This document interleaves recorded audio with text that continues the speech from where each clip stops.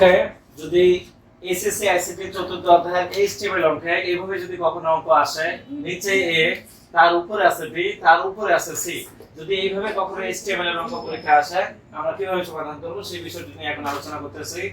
প্রথমে আমরা লিখব HTML, তারপর লিখব বডি, তারপর লিখব আমরা ওপেনিং পি ট্যাগ, এবং এদেরকে ক্লোজ করার জন্য সবশেষে আমরা লিখব closing P tag, closing body, closing HTML। তো যারা ওপেনিং থাকবে তাদেরকে সবশেষে ক্লোজিং দিতে লাগবে, এবং এখানে যে অংশটুকু আছে সেটার জন্য আমরা মাঝখানে অ্যানসারটা দেখাবো। তো শুরু করি।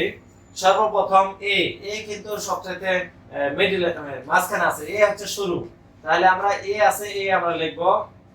এ নিচে আছে, এর উপরে আছে বি, কোশ্চেনটা আমরা এইভাবে পড়ব।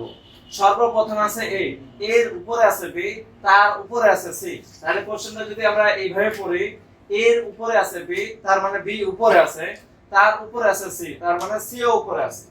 তো আমরা তাহলে এ টাকে নরমাল লেখা লিখে নিলাম, এবং এর উপরে যেহেতু বি আছে এইজন্য আমরা এখানে লিখব সুপ, তারপর আমরা লিখব বি, এখানে লিখব আমরা ক্লোজিং সুপ।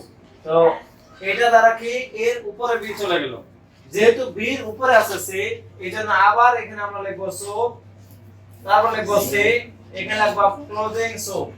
তো এটা লেখার মাধ্যমে এই উত্তরটা কিন্তু চলে আসবে, এর উপরে বি, বি এর উপরে যাবে সি। তো এই হচ্ছে এই কোশ্চেনের উত্তর। আশা করি সবাই বুঝতে পেরেছে।